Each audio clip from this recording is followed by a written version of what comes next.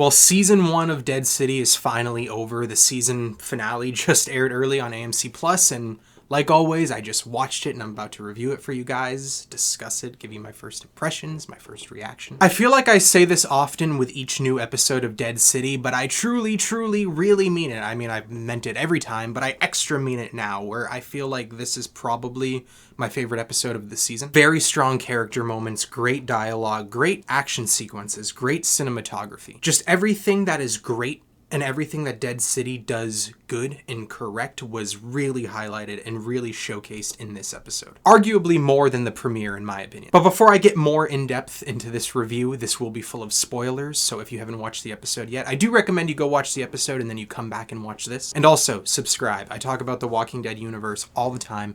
Every episode as it airs, I do reviews, I discuss it, spoiler discussions. But I also talk about other TV shows, I do trailer reactions, I talk about movies sometimes, and survival horror video games. I talk about those a lot. But let's get back into the finale. This isn't going to be a play-by-play. I'm not going to talk about everything. I'm just going to talk about the things that I really enjoyed and the things that I didn't like, if there was anything that I didn't like. So again, I really want to highlight that this episode had some great dialogue, some very dramatic monologues, but it didn't feel cheesy, at least in my opinion. That's one of my biggest complaints about the Walking Dead universe. I say it all the time, is every single character all the time just recites these over pretentious, over dramatic monologues, and it's so cringy. No one talks like that. And there was quite a good handful of monologues in this episode, but again, I felt like they were realistic. The dialogue was good for the most part. It was often emotional. Specifically, the Croat had a couple monologues in this episode, and it made me officially really like this character. I've always liked the Croat. I always liked his performance. I always thought he had a lot of potential to be a great villain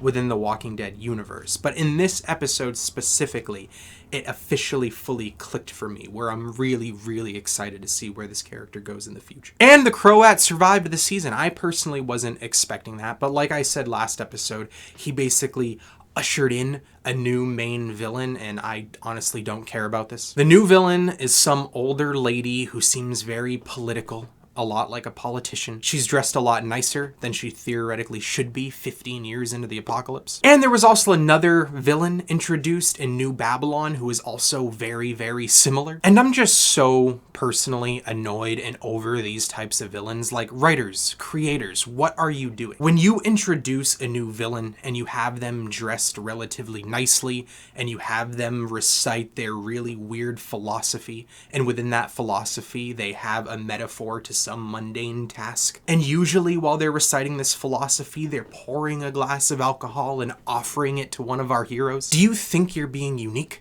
Do you think that you're creating a unique, interesting character and villain that people are going to care about? Because if you think that, you're wrong. You're just creating yet another cliche. You're creating another version of a character that we've seen a million times that no one is going to care about. Honestly, season 1 of episode 2, I hope that Negan Lucille's her, and I hope that we never see her again, because I'm not interested. And we also get this moment in the beginning of the episode where Negan is reunited with Ginny. And again, I say this every single episode, but I don't care about Ginny. And now that the season is over, I really don't see a point of her character. The Walking Dead needs to stop introducing child characters and assuming that the audience is going to fall in love with them. You know that the producers and the writers and the creators of the Walking Dead universe, they look at what's popular. They look at The Last of Us. They look at Logan, and they lose their shit. And they're like, that's what we got to do. We got to introduce a child character and make them soften a hardened main character. That's what people love. It's just that the Walking Dead universe isn't really good at it. And Ginny is just a nothing character. Like, she does nothing for the show. She does nothing for the episode. There is one highlight, and that is Negan's emotional reaction to when he confesses what he did, that he killed her father. And that's because I like what it's doing for Negan's character arc. But at the end of this episode, they're just taking this character arc that Negan is going through and they're transferring it onto Herschel, which is what it should have been in the first place. Because Negan killed Ginny's dad, and he feels guilty about it, and he felt like he needed to take care of her and make sure she was safe. But now at the end of this episode, this new female villain is holding Herschel over Negan's head and saying, if you don't do what I want you to do, I'm gonna hurt Herschel even more. So Negan feels guilt about killing Glenn, and now he's transferring that to trying to help and save Herschel. Same exact character arc with Ginny, so what was the point of her? Armstrong goes back to New Babylon, and we find out that his leader is really interested in the, gas. I think think it's methane that's in New York City, and that's kind of setting up what I'm assuming is going to be a war. And look, I'm glad that we're getting a season 2. I hope that they pull off this storyline well. I hope it's really entertaining. Based on the production value and the direction and the action sequences of Dead City, I'm excited to see this show do a war season, because I'm sure that the action is going to be on point. I'm sure that the direction is going to be on point. I'm sure that it's going to be as intense and high budget as it possibly can be. So I'm excited for that, but narratively, I just don't really care about seeing another war season. But anyway, I really, really enjoyed the first season of Dead City. All of the positive things about it definitely outweigh the negatives, in my opinion. The character arcs were great. The dialogue was really, really good for modern Walking Dead standards. I can confidently say that I enjoyed season 1 of Dead City